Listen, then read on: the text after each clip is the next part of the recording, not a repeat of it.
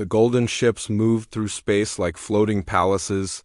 Each one was bigger than Earth's moon and shined with light that seemed to come from within. They had ruled the galaxy for 10,000 years, and every being in known space feared them. The Zephyrians called themselves gods, and most species believed them. HFY Celestial Vaxathar sat on his throne aboard the divine retribution. The throne room was vast and covered in golden crystal. Screens showed him hundreds of star systems under his control. Millions of beings worked as slaves on countless worlds. They built temples to honor him and his kind. They sang prayers and offered gifts. They had no choice. Vaxathar was tall and thin with pale blue skin that glowed softly. His eyes were silver and cold. He wore robes that seemed to be made of starlight itself. Around his head floated a crown of pure energy. When he spoke, his voice echoed through the ship like thunder. "Bring me the reports from the outer rim," he commanded. A smaller Zephyrian approached. This one was a war priest named Zexamor. He had 4 arms and carried weapons that hummed with power. His armor was black and gold and covered in symbols that hurt to look at. "Great One, the conquest of the Vega system is complete," Zexamor said while bowing. "The natives have been enslaved. Their cities burn as offerings to your glory." Vaxathar smiled, but it was not a kind smile. "Good. What of the other sectors? All proceed according to your divine will. The beings of 100 worlds bow before your power. None dare to resist." This was how it had always been. The Zephyrian Empire spread across the galaxy like a plague. They arrived at new worlds with their massive ships and impossible weapons. They demanded worship and submission. Those who refused were destroyed. Those who obeyed became slaves. Their technology seemed like magic to most species. They could bend space and time. Their weapons drew power from stars themselves. Their shields could phase in and out of reality. No one understood how they did these things. The Zephyrians claimed it was divine power, but far away in a small system. Near the edge of the galaxy, something was happening that would change everything. Captain Jake Morrison stood on the bridge of the USS Liberty. The ship was small compared to Zephyrian vessels, but it was fast and well built. Morrison was a man in his 40s with brown hair and steady eyes. He had explored dozens of star systems for Earth's growing space fleet. "Captain, we're picking up a distress signal," said Lieutenant Amy Foster from her station. She was young and smart with red hair tied back in a ponytail. "It's coming from the Kepler 442 system," Morrison frowned. That system was supposed to have a peaceful civilization. The Altarians lived there for thousands of years. The signal was weak and broken. Words came through the static in pieces. "Help us, the golden ships came from nowhere. They said we must worship them or die. We refused. They burned everything. Please someone help." "Set course for Kepler 442, Morrison ordered. "Maximum speed." The Liberty jumped to faster-than-light travel. The journey took 3 days. When they arrived, Morrison and his crew saw something that made their blood run cold. The Altarian homeworld was dead. Cities that had stood for millennia were nothing but melted glass and twisted metal. The oceans had been boiled away. The atmosphere was thick with smoke and radiation. Nothing could live there now. "My God," whispered Dr. Ben Parker, the ship's scientist. He was an older man with gray hair and kind eyes behind thick glasses. "What could do this?" Morrison ordered search teams to scan for survivors. They found none on the planet but picked up a faint life sign from a damaged space station in orbit. Inside they found an old Altarian named Elder Keth. Elder Keth was dying, but he could still speak. The Altarians looked like tall, thin humans with large eyes and pale skin. Keth's eyes were full of sadness and pain. "The Golden Ones came," he whispered to Morrison and Dr. Parker. "They said they were gods. They demanded we kneel and worship them. Our people had never hurt anyone. We were peaceful. We said we would not bow to false gods." "What happened then?" Morrison asked gently. "They laughed at us. They said we were insects. Their leader called himself High Celestial Vaxathar. He said he would make an example of us. Their ships surrounded our world. The weapons they used were like nothing we had ever seen. They pulled fire from the stars themselves." Elder Keth coughed and blood came from his mouth. In one day they killed billions. They burned our cities and boiled our seas. They said any who defied the gods would share our fate. Morrison felt anger rising in his chest. He had seen war before, but nothing like this. How many ships did they have? 50 of them. Each one like a floating city. Their weapons could destroy. A moon, their shields made them impossible to harm. They called themselves the Zephyrian Empire. Elder Keth died a few hours later. Morrison held his hand as he passed. The old alien's last words were a warning. "Tell your people to run," he said. "The false gods will come for them too. Nothing can stop them, nothing." Morrison and his crew buried Elder Keth on a small moon in the system. Then they began the long journey back to Earth. Morrison knew he had to report what he had seen. Humanity had made contact with many alien species, but never anything like this. As the Liberty traveled through space, Morrison stared out at the stars. Somewhere out there the golden ships were moving. The false gods were looking for new worlds to conquer, new species to enslave. Morrison did not know it yet, but humanity was about to face its greatest challenge. The beings who called themselves gods were coming, and they would demand that every human kneel or die. Admiral Lisa Hayes sat in her office reading Morrison's report for the third time. The words made her stomach turn cold. She was a woman in her 50s with short gray hair and sharp blue eyes. She had commanded Earth's Third Fleet for 8 years and had seen many things, but nothing like this. The images from the Altarian homeworld showed destruction beyond anything humans had witnessed. An entire civilization wiped out in a single day. The readings from the attack showed energy signatures that made no sense. Weapons that seemed to draw power from stars themselves. Hayes pressed a button on her desk. "Get me Admiral Stone at Fleet Command." Admiral Jack Stone appeared on her screen within minutes. He was an older man with a lined face and tired eyes. He had been reading the same reports. "Lisa, what's your assessment?" Stone asked without greeting. "These Zephyrians are unlike anything we've faced.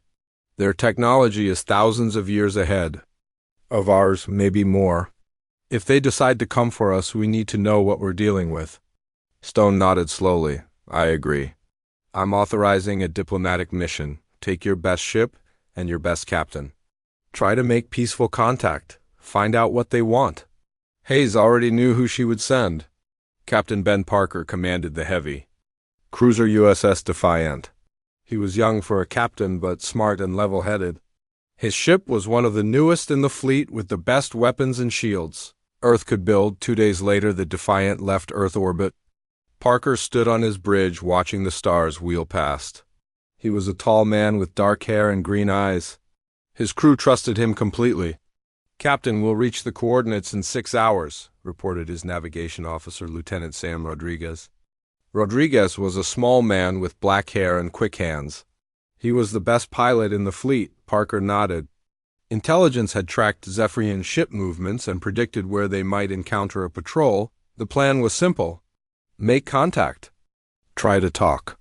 Learn what they could. Dr. Amy Foster stood near the captain's chair.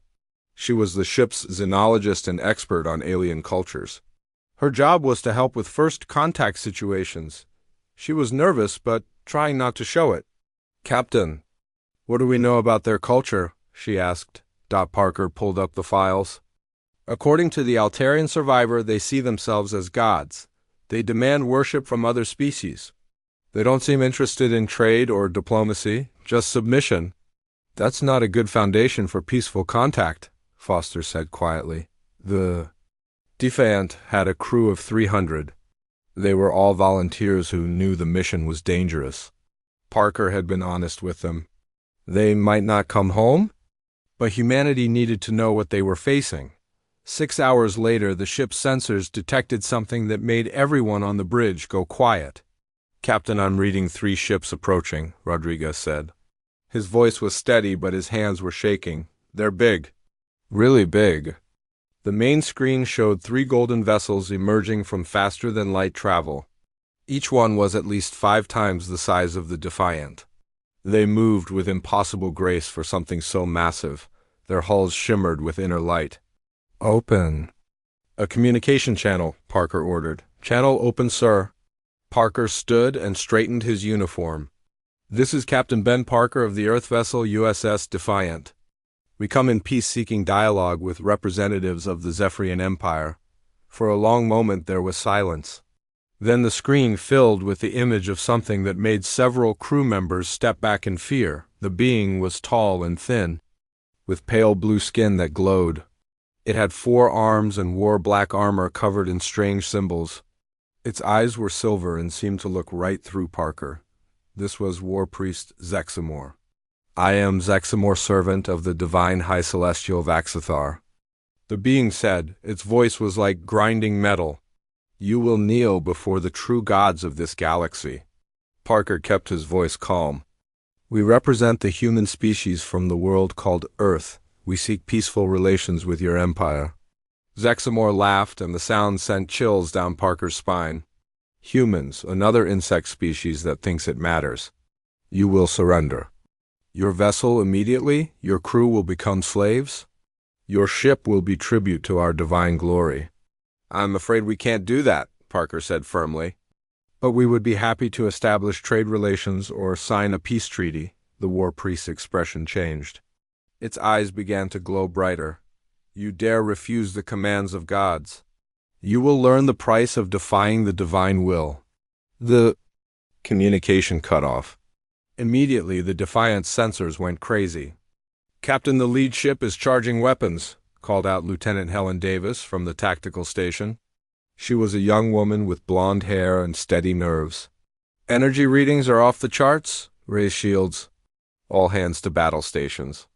Parker ordered. Red lights began flashing throughout the ship. The crew moved to their combat positions with practiced speed. But nothing could have prepared them for what happened next. The Zephyrian ships opened fire without warning. Beams of golden energy lanced out from their weapons. When they hit the Defiant's shields, the impact shook the entire ship. Sparks flew from control panels. Several crew members were thrown to the floor. Shields down to 60%, Davis reported.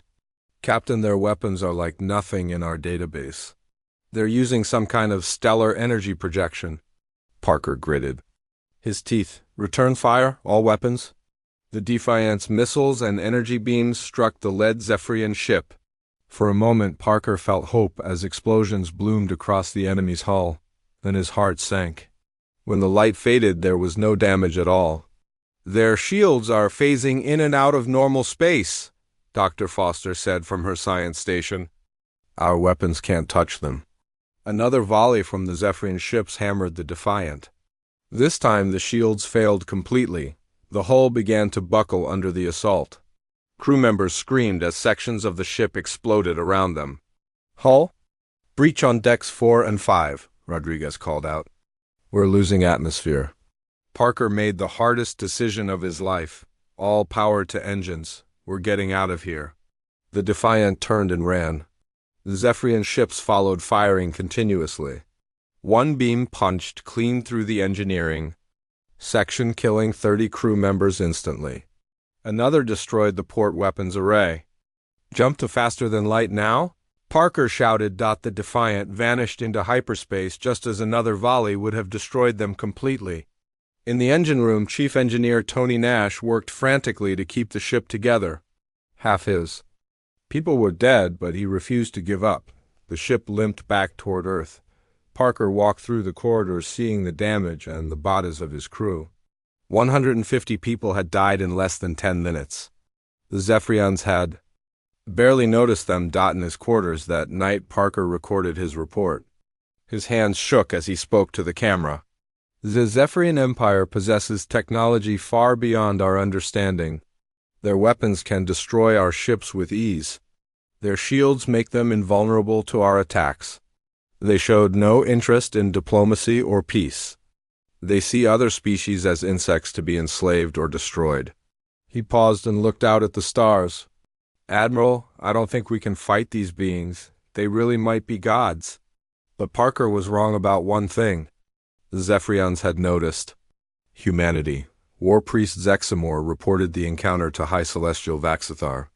The false god was amused by human defiance. Insects with delusions of importance, Vaxithar said with cold laughter. We will teach them proper respect. Prepare a punishment fleet. Make an example of these humans that will be remembered across the galaxy. The war was coming whether humanity was ready or not. Fleet Admiral Jack Stone stood in the war room deep beneath Earth's military headquarters. Around him sat the most important people in humanity's defense forces. The mood was grim. On the main screen, footage from the Defiance encounter played. Over and over, Stone was 60 years old, with gray hair and lines carved deep in his face from years of command. He had fought in 3 wars, but had never seen weapons like the ones the Zephyrians used. Energy beams that seemed to pull power from the stars themselves. Shields that phased in and out of reality. How many ships do we estimate they have, Stone?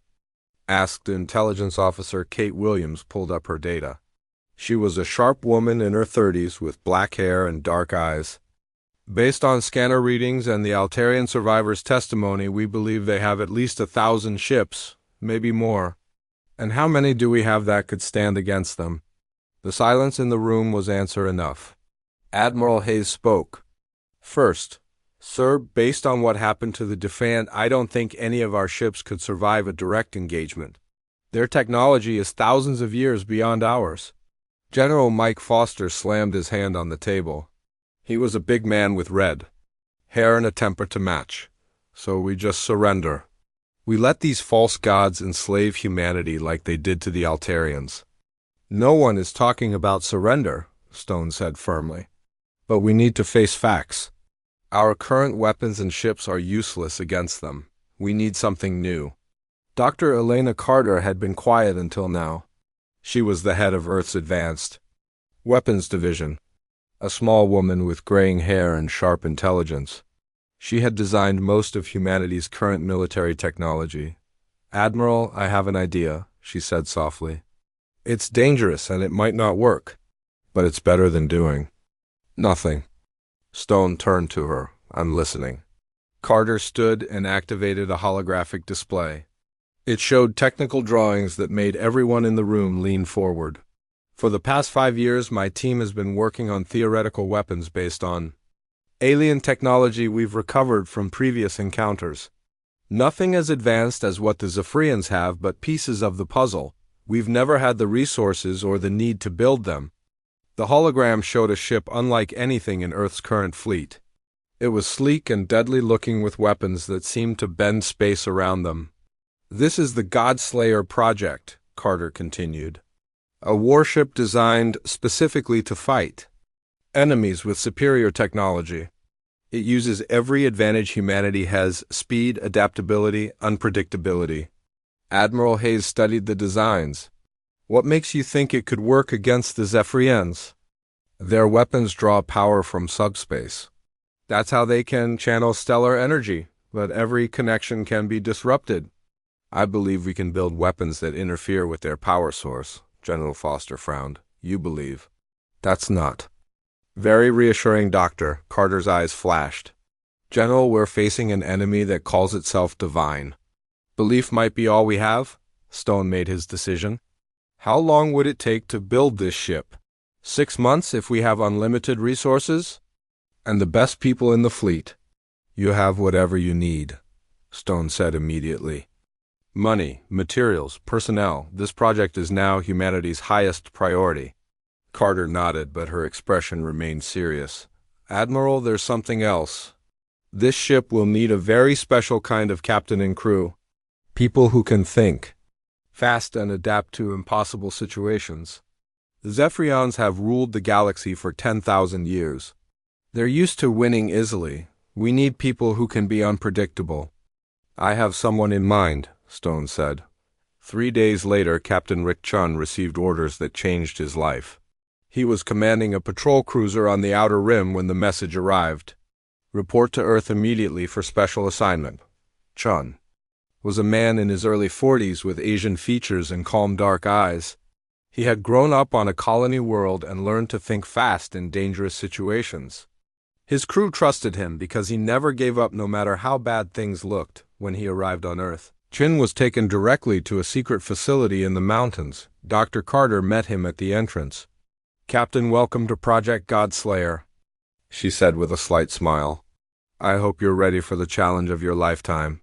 Chin followed her through corridors filled with people working frantically. Engineers welded hull plates. Scientists tested new weapons. Computer specialists programmed artificial intelligence systems. Everyone moved with desperate urgency. "How much do you know about our situation?" Carter asked as they walked. "I read the reports from the Defiant. These Zephyrians have technology. We can't match in a straight fight." "Exactly.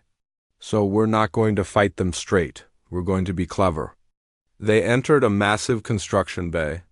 Chen stopped and stared. The ship being built was like nothing he had ever seen. It was smaller than a normal battleship, but looked far more dangerous. Its hull was black and seemed to absorb light. Weapons. Pods covered its surface like the spines of some deadly creature. "This is the USS Vengeance," Carter said with pride in her voice.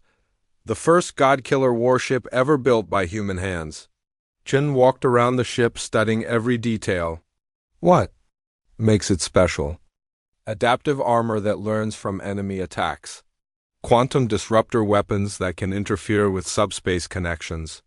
An artificial intelligence called Oracle that can predict enemy movements. And most importantly, it's designed to be unpredictable." Over the following months, Chen worked closely with Carter's team. He helped design the ship's combat systems and selected his crew carefully.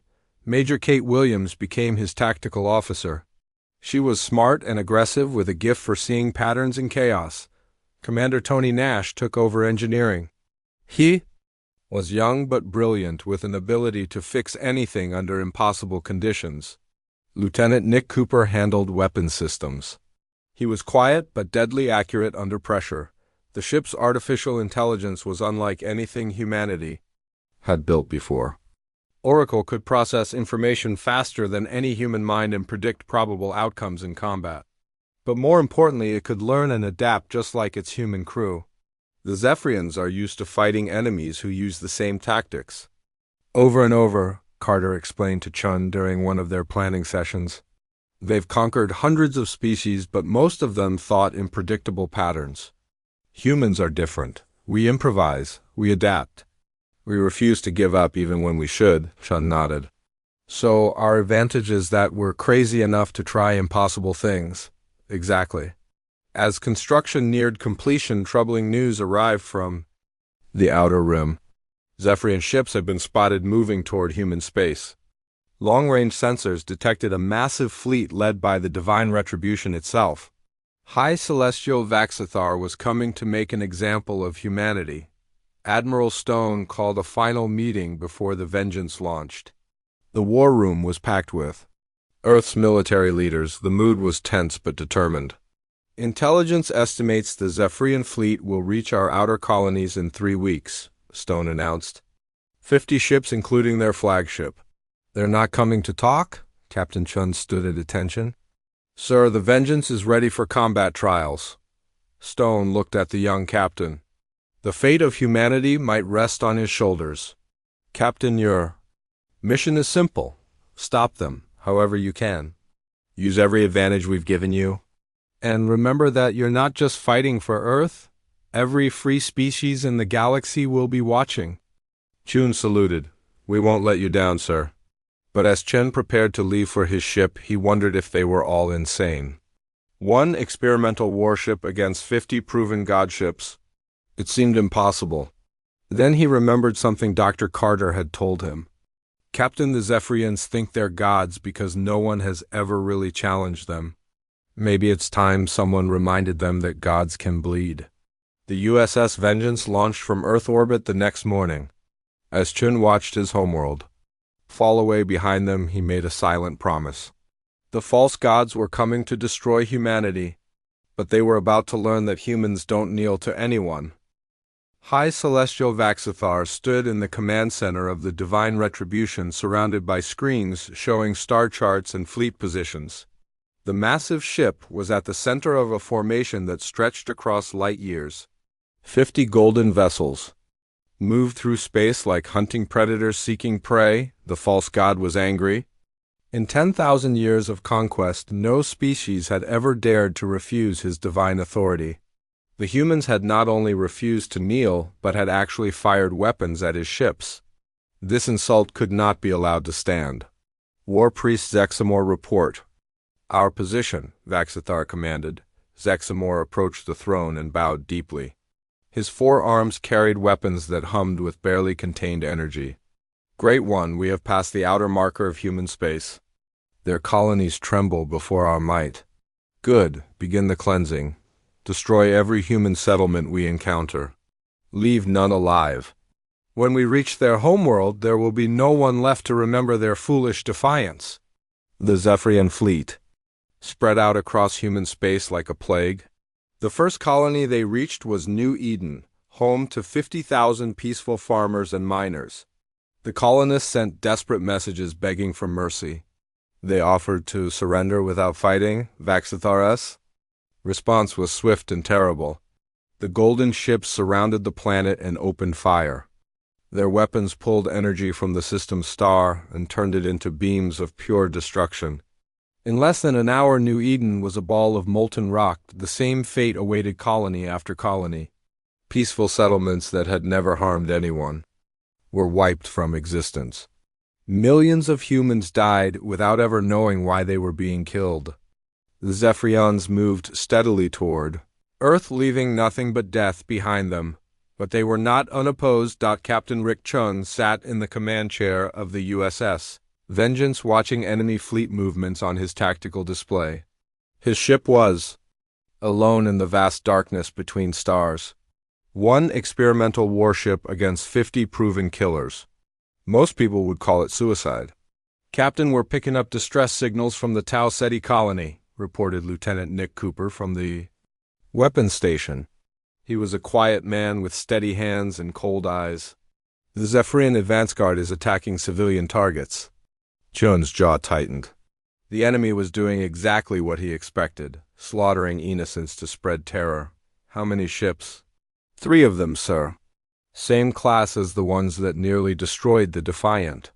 Major Kate Williams looked up from her tactical console.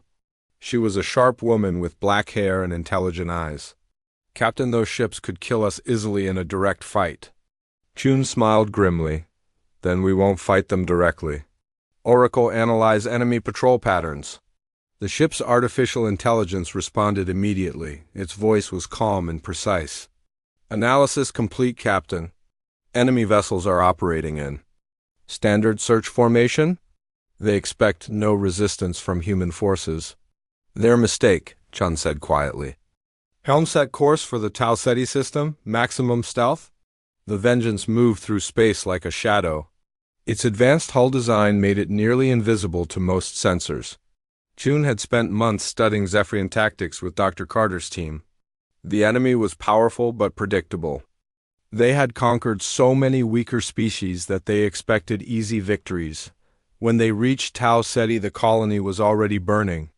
The 3 golden ships hung in orbit above the dead world like monuments to their own cruelty. Chun felt sick as he watched the feeds from the planet's surface. Entire cities had been melted into glass. Captain, the enemy ships are maintaining a loose formation, Williams reported. They're not even scanning for threats. Why would they? Chun said bitterly. They think they're gods. Oracle, target the lead ship's power coupling. We're going to teach them that gods can bleed. The Vengeance emerged from stealth directly behind the nearest Zephyrian vessel. Chun's new quantum disruptor weapons charged with energy that made space itself ripple. The enemy ship's sensors finally detected them, but it was too late. Fire, Chun ordered. Blue-white beams lanced out from the Vengeance and struck the Zephyrian ship's rear section. For a moment, nothing happened. Then explosions began tearing through the golden hull as the quantum disruptors interfered with the enemy's power systems. The Zephyrian ship lurched and began to lose power. Its impossible shields flickered and failed. For the first time in millennia, one of their vessels had been damaged by an inferior species. Impossible, snarled the Zephyrian captain as his ship died around him. How can insects hurt the divine? Chun didn't give him time to figure it out. All weapons, finish it. The Vengeance's missiles and energy beams tore into the crippled enemy ship. In seconds, the proud golden vessel was nothing but expanding debris. The other two Zephyrian ships turned to face this impossible threat. Their weapons charged with stellar fire that could melt planets, but Chun was already moving.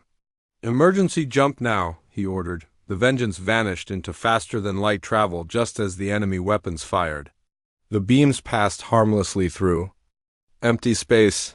By the time the Zephyrians realized what had happened, their attacker was gone. Chun reappeared the ship 3 light-years away and immediately began planning his next attack.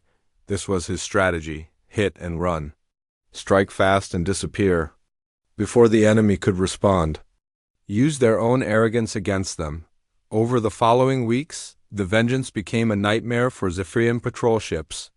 Chun would appear out of nowhere, destroy one vessel, and vanish before reinforcements could arrive. Each attack taught him more about enemy weaknesses. Each victory proved that the false gods could be killed, but it was not enough. For every Zephyrian ship Chun destroyed, 10 more continued toward Earth. The main fleet led by Vaxithar himself was unstoppable. They burned their way through human space, leaving only death behind. Admiral Stone watched the reports from Earth's command center. Colony after colony went silent. Millions of people died while he sat helpless in his chair. The Vengeance was doing incredible work, but one ship could not stop an entire fleet. "Sir, we're receiving a transmission from Captain Chun," reported Communications Officer Lisa Hayes. Chun's face appeared on the main screen. He looked tired but determined. Behind him, the bridge of the Vengeance showed battle damage from their running fights with enemy scouts. "Admiral, I've learned everything I can about their technology. The quantum disruptors work, but we need more ships equipped with them." "How long until the main fleet reaches Earth?" Stone checked his displays. 72 hours, Captain. Then we're out of time. "Sir, I'm going to try something desperate. I'm going to attack their flagship directly. If I can kill Vaxithar, maybe the rest of them will lose the will to fight." Stone felt his heart sink. "Captain, that's suicide. The divine retribution is 10 times the size of any ship in their fleet. It's protected by layers of shields and escort vessels." Chun smiled, but there was no humor in it. "Admiral, someone once told me that humans don't kneel to anyone. I intend to remind these false gods of that fact." The transmission ended. Stone stared at the empty screen, knowing he had just watched a brave man accept his own death. But perhaps Chun was right. Perhaps someone needed to stand up to the beings who called themselves divine. High Celestial Vaxithar received reports of the attacks on his scout ships with growing fury. Some insect vessel was actually destroying his perfect golden ships. It was impossible, but it was happening. "Find this pest," he commanded his war priests. "I want its captain brought before me alive. I will make him understand the price of defying divine will." But Zexamore brought disturbing news. "Great One, our scouts report that this human ship uses weapons we do not understand. They interfere with our power system somehow." "Vaxithar S?" Eyes blazed with silver fire. "Impossible. Our technology is divine perfection. No insect species could threaten us. Nevertheless, Great One, they have destroyed 12 of our vessels." For the first time in 10,000 years, Vaxithar felt something. He had almost forgotten uncertainty. How could mere humans damage ships blessed by divine power? Were they truly gods if mortals could kill them? He pushed the thought away angrily. "Increase our speed. I want to reach their homeworld immediately. When I crush their planet beneath my weapons, this pestilence will end." The divine retribution and its escort fleet accelerated toward Earth. Behind them, the burned ruins of human colonies marked their passage. Ahead lay the final confrontation between false gods and stubborn mortals who refused to kneel. Chun prepared his ship for the battle that would decide humanity's fate. He knew the odds were hopeless, but that had never stopped humans before. As the Vengeance raced toward its destiny, he thought about something Dr. Carter had said during construction. "Captain, the Zephyrians have forgotten something important. Real gods don't need to demand worship through fear. Maybe it's time to remind them what divine really means. The Zephyrian fleet emerged from faster-than-light travel at the edge of Earth's solar system, like golden demons materializing from nightmare. 50 massive ships spread across space in perfect formation.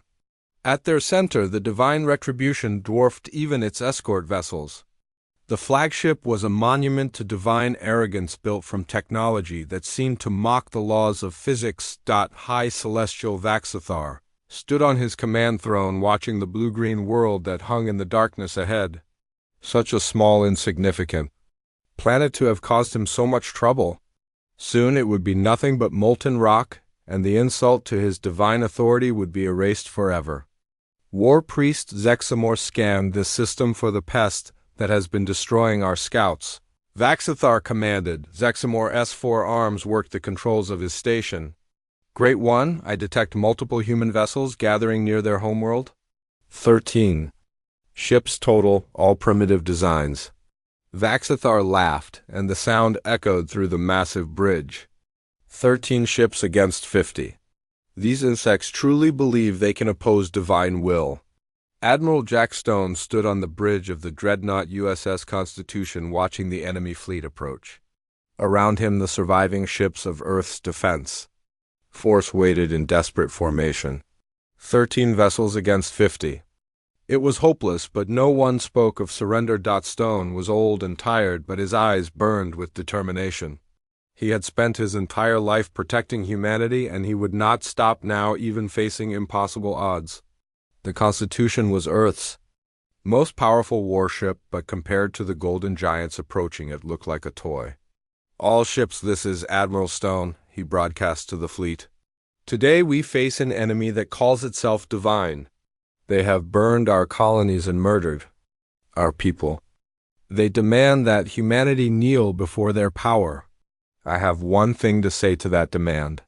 Stone paused and looked at Earth hanging beautiful and blue behind them. Humanity kneels to no one. We fight for our world. We fight for our freedom. We fight because it's right. All ships prepare for battle. The human fleet began moving toward the Zephyrian Armada. 12 smaller vessels followed the Constitution like children following their father into hell. They had no chance of victory, but they would not die quietly. Vaxathar watched the human ships approach with amusement. Such brave little insects, rushing toward their own destruction. He would make their deaths quick as a reward for their courage. All ships open fire. Destroy them. The space between the fleets erupted in light as the Zephyrians unleashed their weapons.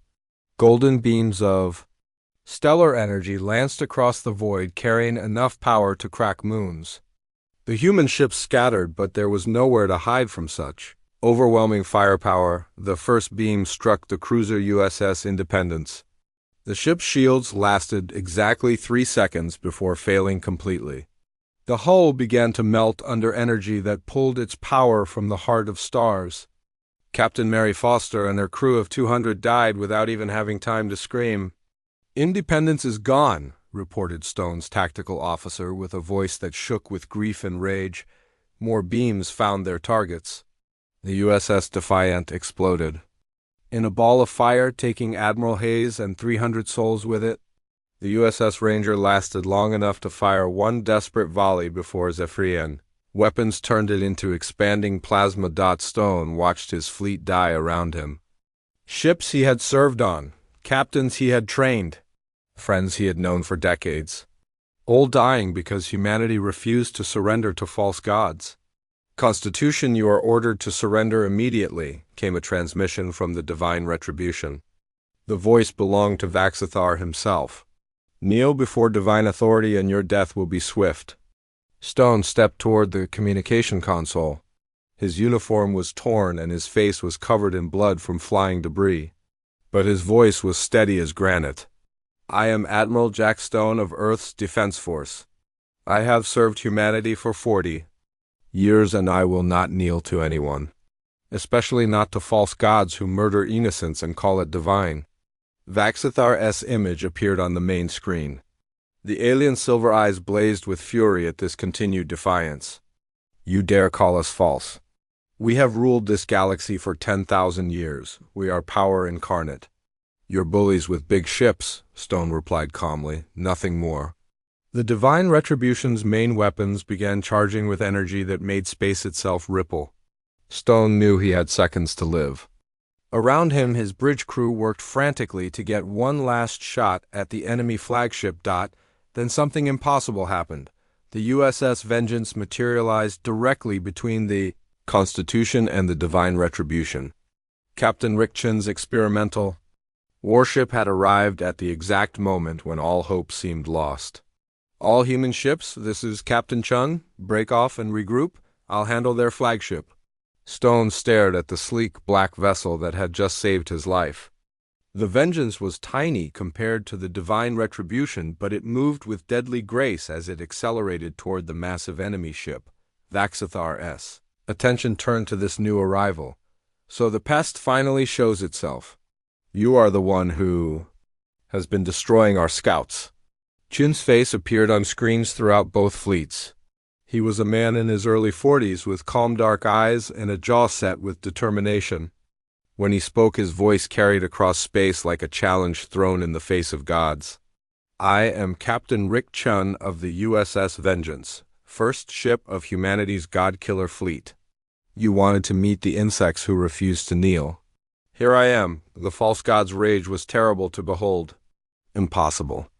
You cannot hurt divine vessels with your primitive weapons. Then you haven't been paying attention, Chun replied. Oracle analyzed target. Find me the biggest weakness. The ship's artificial intelligence responded instantly. Captain, the enemy.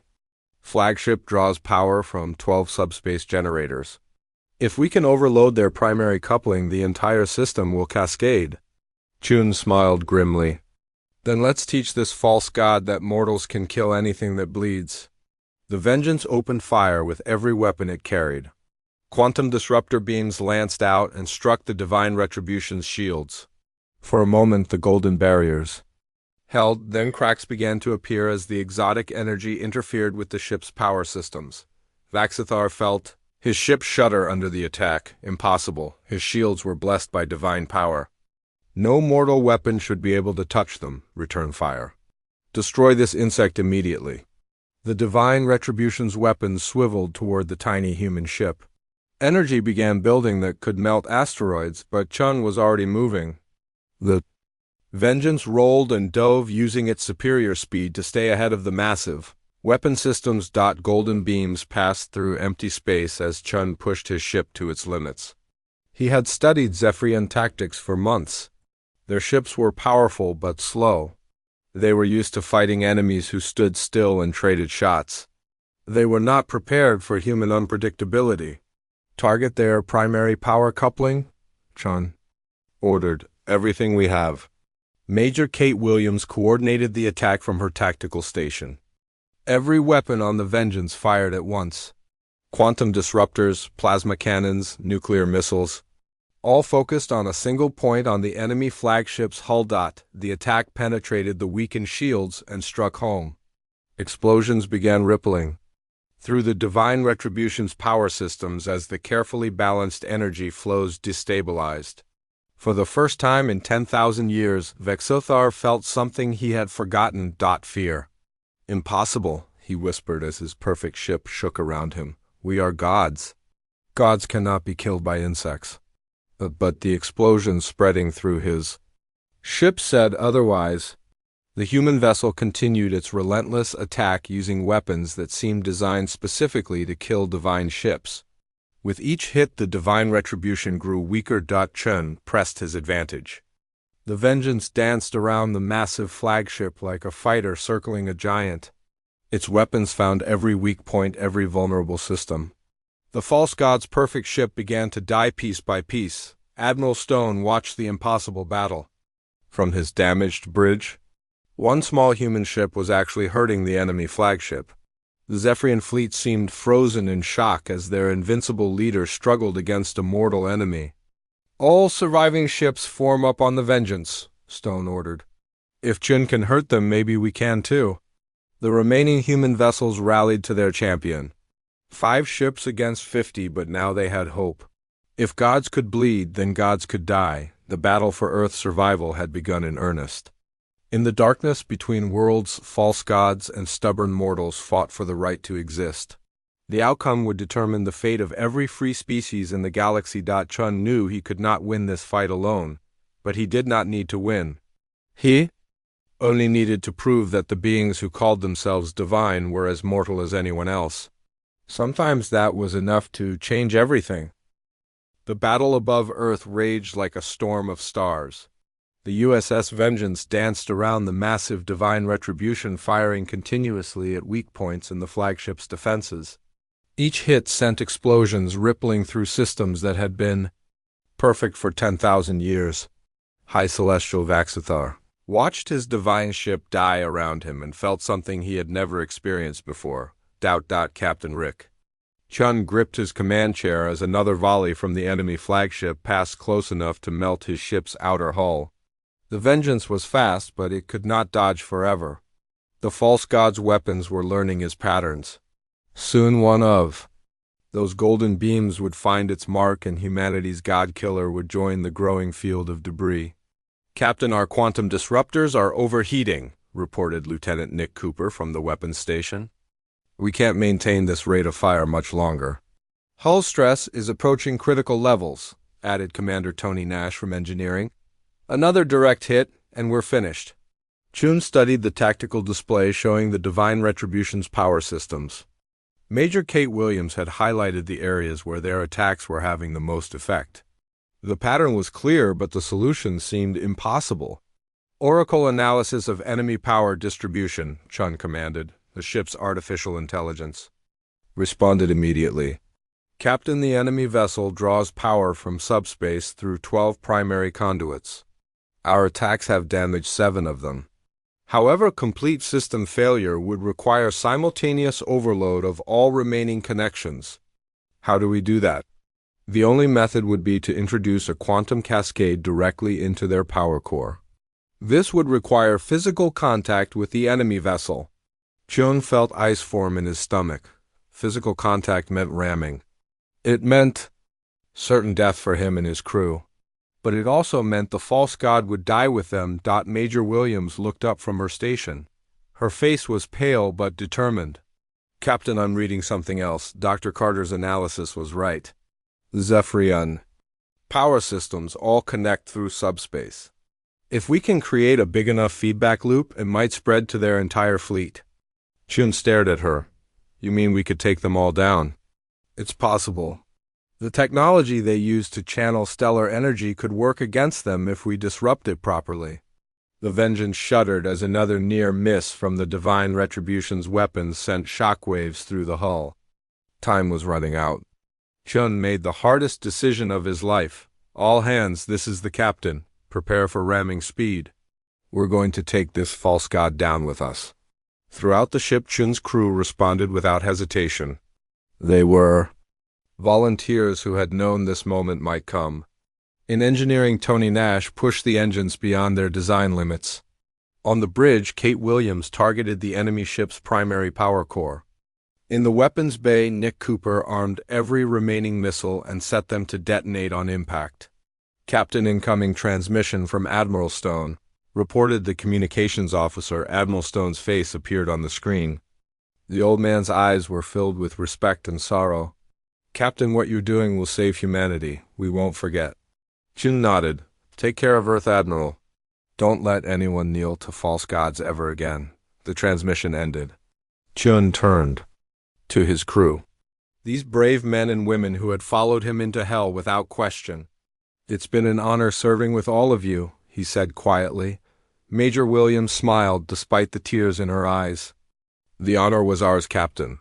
Chen faced forward and watched the Divine Retribution grow larger on the main screen.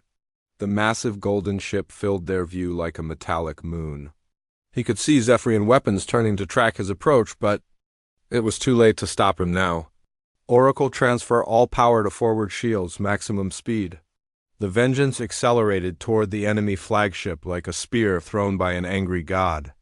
Chun's experimental armor held together as Zephyrian weapons hammered his ship. Explosions tore through the hull, but momentum carried them forward. High Celestial, Vaxithar watched the tiny human vessel approach and finally understood what was happening. He means to ram us, stop him, but it was too late. The vengeance struck. The divine retribution's power core at nearly the speed of light.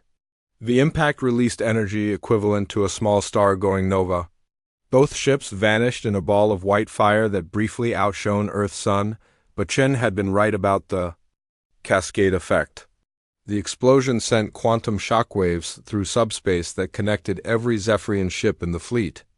One by one, their perfect power systems began to fail as the feedback loop spread like a plague. War Priest Zexamor felt his ship die around him as control panels exploded and lights flickered out. Impossible! Divine technology cannot fail. But it was failing.